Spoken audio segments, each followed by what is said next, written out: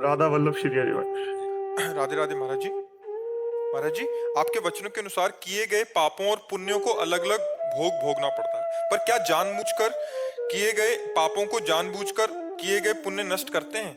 मन इस बात को लेकर भय, चिंता, शोक। ऐसा अनुष्ठान करने पे हो सकता है कि जैसे पाप हो गया है, फिर उसका मोचन करना है हमें, तो फिर उसके लिए कई व्रत हैं, कई ऐसे तीर्थ अनुष्ठान हैं कि आप संगम में जा करके 3 दिन उपवास करके ऐसे स्नान कीजिए, ये पाठ करवाइए। तो कई ऐसे अनुष्ठान, जैसे ब्रह्म हत्या हो जाए, परिस्त्री गमन हो जाए, कई तरह के महत् पाप हो जाए, यदि हो गए हैं और वो जीव अब अंदर से व्याकुल हो चुका है कि मैं अब कभी गलती नहीं करूंगा, लेकिन इसका प्रायश्चित होना चाहिए, तो फिर श्रीमद् भागवत महापुराण का जैसे पाठ है और संतों को उनकी सेवा कर देना, तीर्थ याटन में जाकर के ब्राह्मणों को बुलाकर विविध शास्त्रों के अनुष्ठान करवाना शास्त्र पद्धति से, तो फिर पाप का प्रायश्चित हो जाता है। या स्वयं जैसे चंद्रायण व्रत है, बड़ा कठोर व्रत, इससे बड़े बड़े पापों का शमन हो जाता है कि जैसे प्रतिपदा से शुरू किया तो 1 कवल, द्वितीया को दूसरा कवल, ऐसे 1-1, 2-2 कवल, फिर 14 कवल, फिर वहां से फिर आकर के 1 कवल में आ गए। इसे चंद्रायण व्रत कहते हैं। जैसे चंद्रमा घटता बढ़ता है वैसे 1-1 कवल, ऐसे ऐसे सारे पाप नष्ट हो जाते हैं। तो शास्त्रों में कई, और सबसे ज्यादा महत्वपूर्ण है नाम संकीर्तनम यस्य सर्व पाप प्रणाशनम। भगवान के नाम का कीर्तन करना, नाम जप करना, इससे सारे पाप नष्ट हो जाते। अगर नष्ट ना होते तो भगवत प्राप्ति होती ही नहीं, कोई परमानंद को प्राप्ति नहीं कर पाता। तो इसलिए उसको फिर अनुष्ठान रूप में करें। जब हमें पता है कि हमसे पाप हो गया, जैसे एक बार हम आ रहे थे तो वर्षा का समय था और कच्चा मार्ग था, ये अंधेरा था, टार्च थी नहीं, मांग के खाते थे कोई उल्टा, तो पच्च से ऐसे पैर हुआ तो देखा झुक करके मेढक मर गया।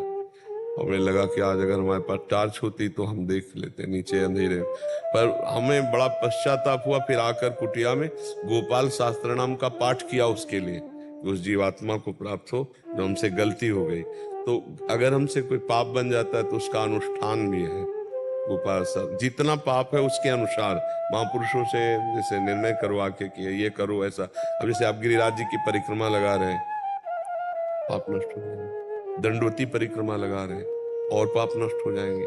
जितना कष्टपूर्ण तीर्थवास, जितना कष्टपूर्ण व्रत, जितना कष्टपूर्ण हम साधन करते हैं, उतने पाप भस्म हो जाते हैं।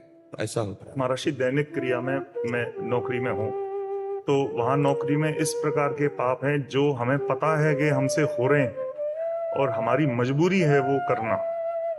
अब उनसे हम बच के नहीं निकल पा रहे हैं, तो उनको हम इस प्रकार से कम करने का प्रयास करते हैं। जैसे कोई अनैतिक धन है तो उसे हम कहीं दान पुण्य में लगाएं।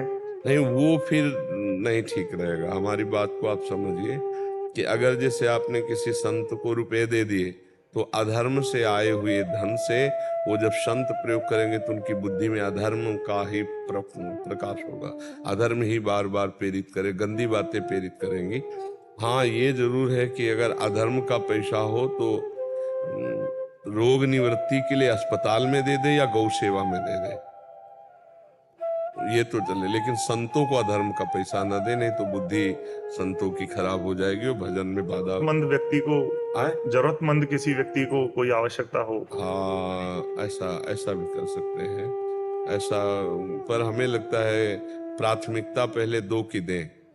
एक तो औषधि, जहाँ ऐसे चैरिटेबल हैं, जहाँ मतलब फ्री में डॉक्टरी की जाती है, या गौ सेवा, गौ समर्थ है वो सब खा पी के, तो हमें लगता है कि ऐसा कर लो। लेकिन कोशिश ये करो कि जैसे कोई गरीब आदमी है, उससे पैसा लिया गया या किसी भी तरह उससे धन, तो उसकी हाय साथ में आएगी और वो दान पुण्य करने से भी नहीं जाएगी। आप कह रहे हैं कि ऐसी व्यवस्था है, आप कह रहे हैं कि ऐसी हमारी व्यवस्था है, हाँ, तो हम उसके लिए नहीं, तो हमें लगता है कि ले ही क्यों, गंदा हाथ करे ही क्यों गंदा हाथ करे, जब हमें धोना ही है तो गंदा हाथ ही हम क्यों करें।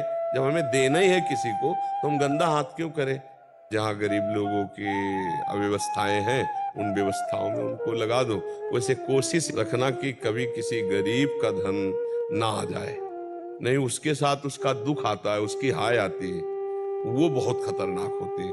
देखो जो धनी मानी है तो उनको कोई फर्क नहीं पड़ता, लेकिन गरीब आदमी, किसान आदमी 1,50,000 में लुट जाएगा क्योंकि वो खेती कर रहा है, उसके पास इतना धन नहीं है। और फिर वो जब धन आएगा तो वो नष्ट करना शुरू कर देगा, वो शांति भंग कर देगा। मुझे तो लगता है वैसे प्रायः बचना चाहिए, नहीं लेना चाहिए। महर्षि बहुत बदलाव आया है। पहले हम पूरी तरह से इन चीजों में लिप्त थे, लेकिन 1 साल से ज्यादा हो गया आपके शरण में आए, जीवन में बहुत बदलाव आया है। पूरी तरह तो नहीं सुधर पाए, लेकिन पर धीरे धीरे और देखो, रिंच टाइट करते जाओ और एक एक चूड़ी।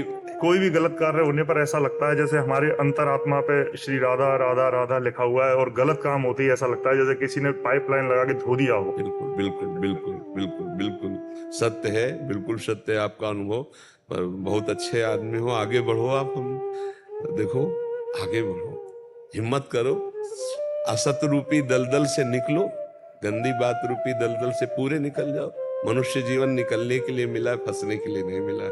हम कह रहे जब हमें हाथ धोना ही है तो हम गंदा क्यों करें? जब हमें देना ही है तो हम दूसरे से ले क्यों? सबसे बढ़िया बात है। हाँ, तो आप देख लो, जिसमें किसी को दुख न पहुंचे और उसके द्वारा जो प्राप्त हो दूसरों को सुख पहुंचे, तो देख लो इसमें। अब हमें तो उस विषय का ज्ञान है नहीं, पर इतना जरूर है कि जहाँ हम अधार्मिक पैसे की वो हमारी बुद्धि को निगेटिव ले जाता है, परमार्थ विहीन हमारे विचार आने लगते हैं, भोग वासनाएं बढ़ने लगती हैं और अशांति वाली बातें आने लगती हैं। तो जहाँ तक हो सके धर्म से चलने की चेष्टा करो, और जब ऐसा कुछ हो तो ऐसी जगह दे दो जिससे हजारों गौएं भूखी प्यासी, तो उनकी पानी की व्यवस्था, भोजन की व्यवस्था ऐसा कर दे। या